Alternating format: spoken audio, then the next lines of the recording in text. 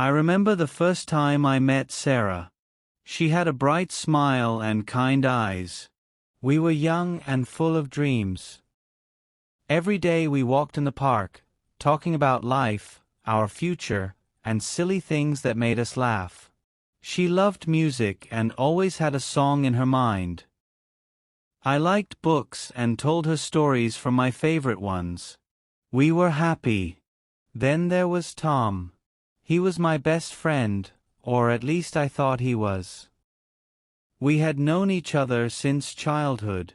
He was always around, joking, laughing, and acting like a good friend. But there was something about him that I didn't see back then. Tom was jealous. He never said it, but I felt it later. He wanted what I had. At first it was small things. He would tell Sarah little jokes about me. "Oh, he forgets everything," he would say laughing, or "he is not good at making decisions." Sarah always smiled, but I noticed her thinking. I didn't worry at first. I trusted Tom. One day we planned to go to the lake. It was our favorite place. But when I arrived, Sarah was not there. Instead, Tom was waiting for me. He looked serious. "Sarah is upset with you," he said. My heart sank. "Why?" I asked. He shrugged. "She said you don't listen to her." I was confused. I always listened. We talked every day. I tried to call Sarah, but she didn't answer. The next day she was different. She was quiet, not smiling as much. When I asked what was wrong, she only said nothing, but I knew something had changed. And I didn't know why. Days passed, and Sarah became more distant. She stopped laughing at my jokes. She answered my messages late. When we met, she looked at her phone more than at me. I felt something slipping away, but I didn't understand what was happening. Then one evening, Tom sent me a message. "Sarah thinks you don't care about her feelings," he wrote. I stared at the words, confused. How could she think that? I cared more than anything, but doubt started to grow in my mind. Maybe I did something wrong. Maybe Tom was right. Sarah and I still spent time together, but it was not the same. She smiled less and spoke less. When I asked if something was wrong, she shook her head, but I could feel the distance growing. It was like a wall between us, and I didn't know how to break it. Tom was always there, always watching. He still joked and laughed, but I started to feel something strange. Every time Sarah looked sad, he was the one who talked to her first. Every time I wanted to fix things, he told me to wait. "Give her space," he said. "She needs time." One afternoon, I saw them together. They were sitting on a bench in the park, talking in low voices. Sarah looked upset, and Tom looked serious. I wanted to go to her, but something stopped me. I told myself it was nothing. Tom was my friend.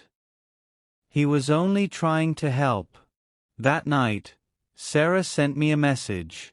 "I think we should take a break," she wrote. My heart dropped.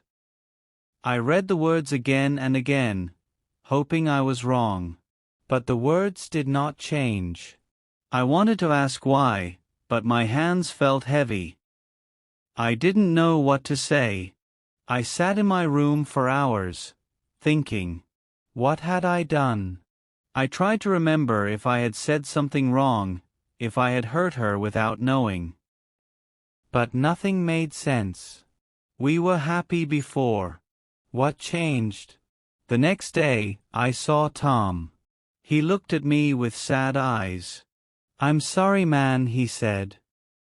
"Sarah just needs something different." His words felt like a knife in my chest. I wanted to believe him, but something inside me whispered that this was not the full story. I tried to talk to Sarah again, but she was distant. She answered my messages with short replies. When I saw her, she looked away. It felt like she was slipping through my fingers, and I didn't know how to hold on. Days passed, and I felt lost. I walked alone, thinking about everything. I wanted to believe that this was just a mistake, that we could fix things. But deep inside, a small voice told me that someone had already decided for us. I spent days trying to understand what went wrong. Every memory with Sarah played in my mind like an old movie. The long walks, the quiet talks, the way she used to laugh at my silly jokes. It felt like another life, a life that was slipping away from me. I wanted to reach out, to ask her what had changed, but every time I picked up my phone, I hesitated. What if she didn't want to talk? What if I made things worse? Tom stayed close, always ready with a comforting word.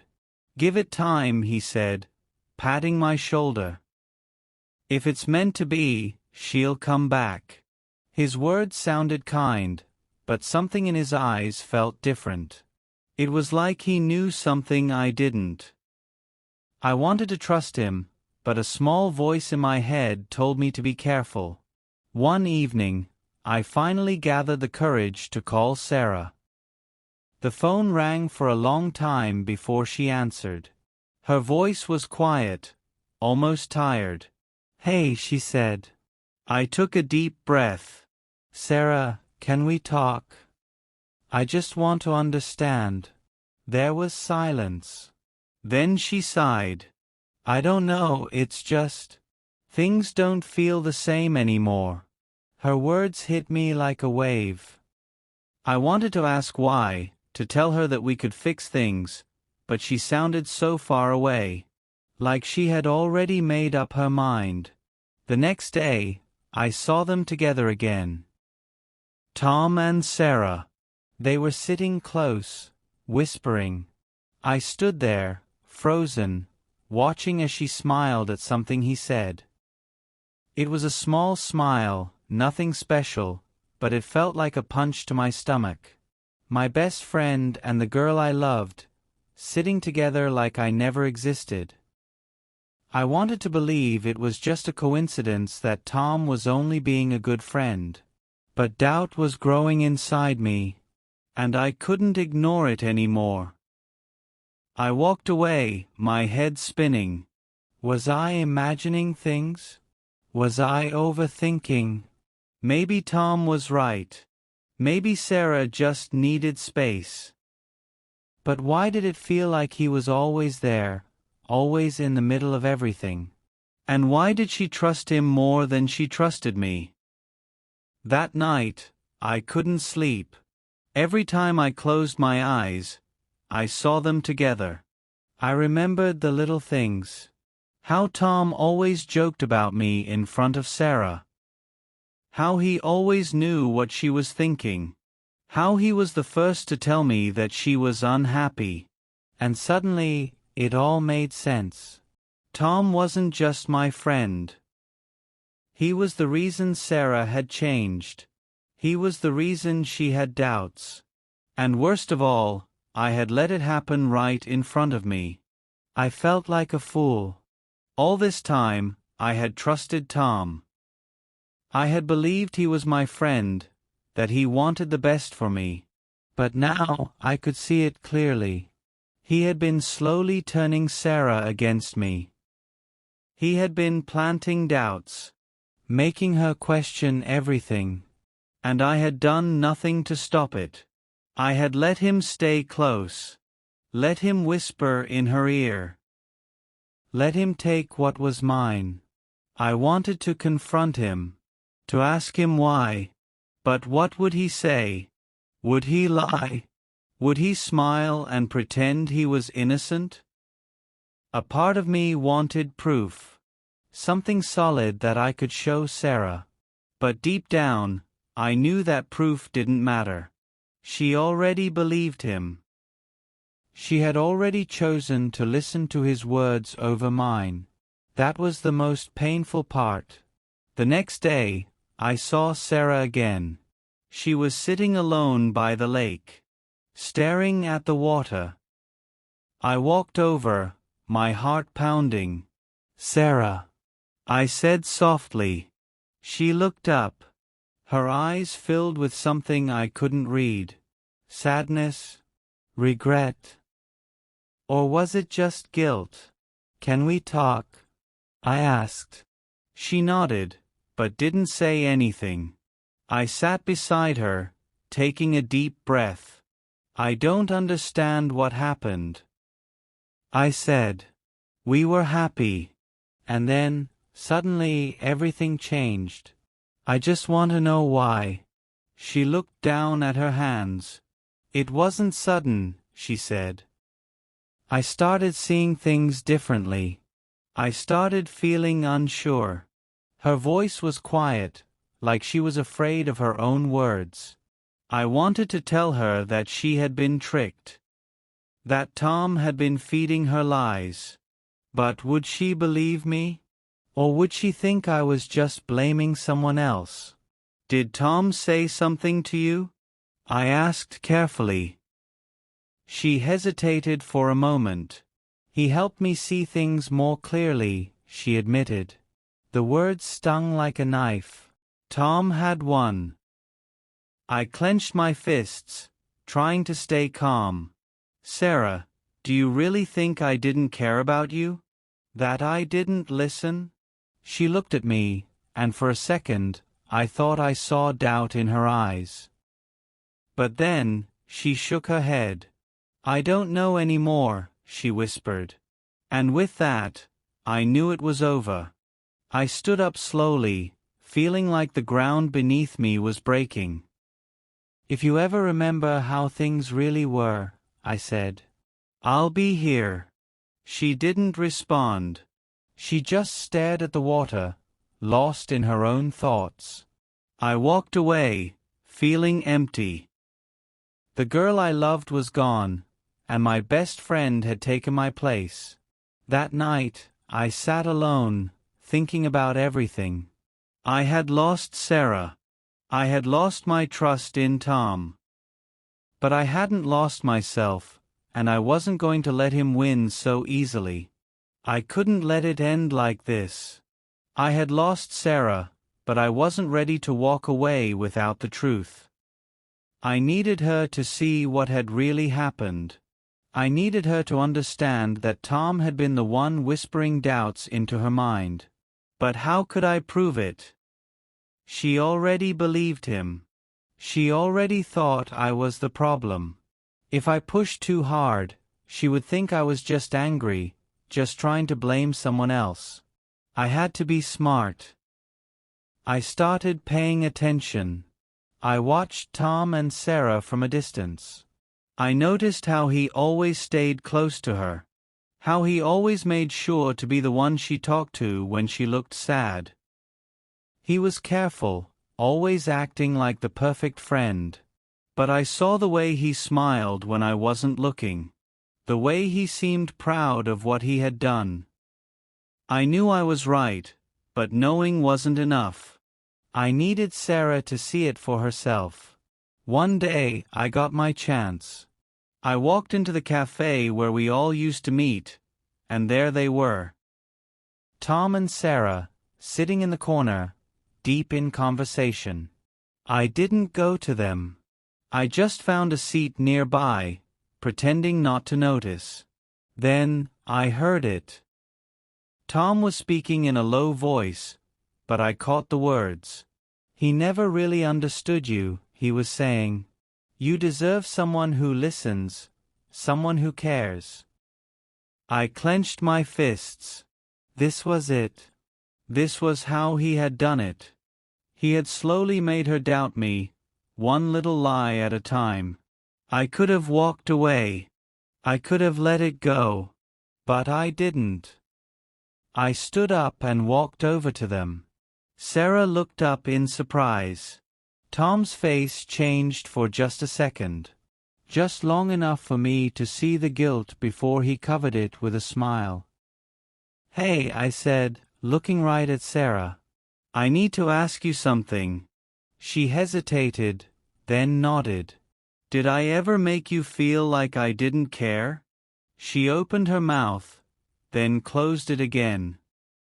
Tom laughed nervously. "Come on, man, let's not do this here." I ignored him. "Sarah," I said again, "think about it.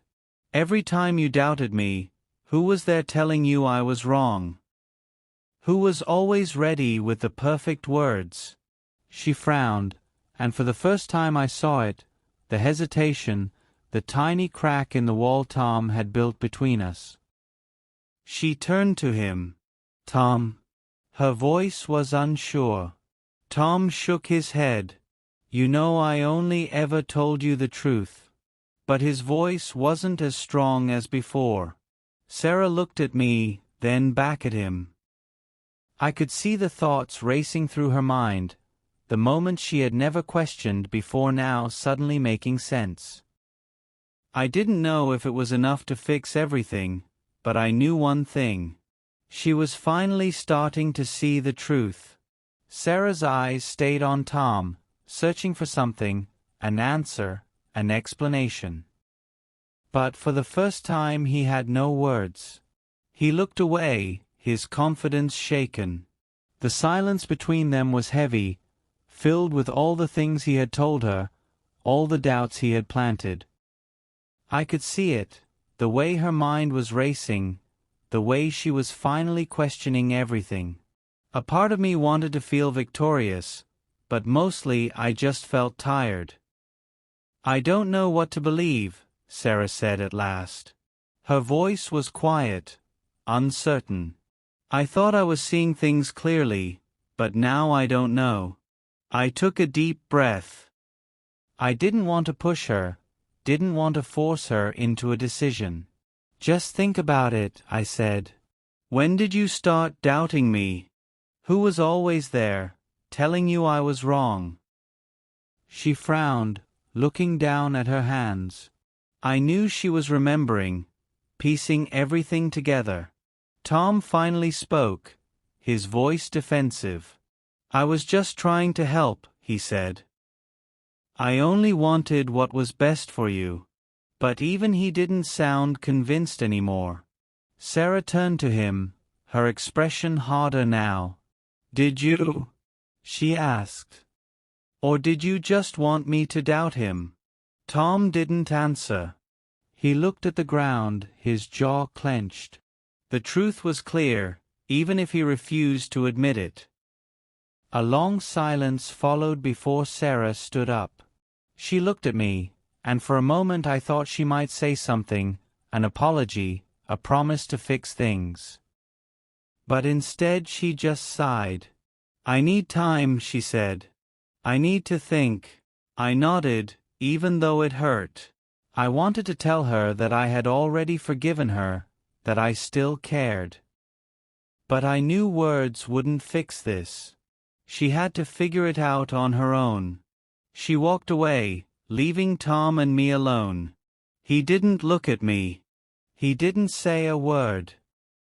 He just sat there, staring at the table, his fists clenched. For the first time he had lost control. For the first time his plan had failed. But I didn't feel like I had one. I had lost too much along the way. Days passed, and Sarah didn't call. I told myself to be patient, that she needed space. But the doubt was still there. What if I had lost her forever? What if Tom's words had done too much damage? I didn't know what the future held, but I knew one thing for sure. I had learned a lesson I would never forget. Some friends are not friends at all. And sometimes, the people closest to you are the ones who hurt you the most. I hope this session was helpful. Please like and subscribe to our channel for more such interesting stories. Take care, everyone.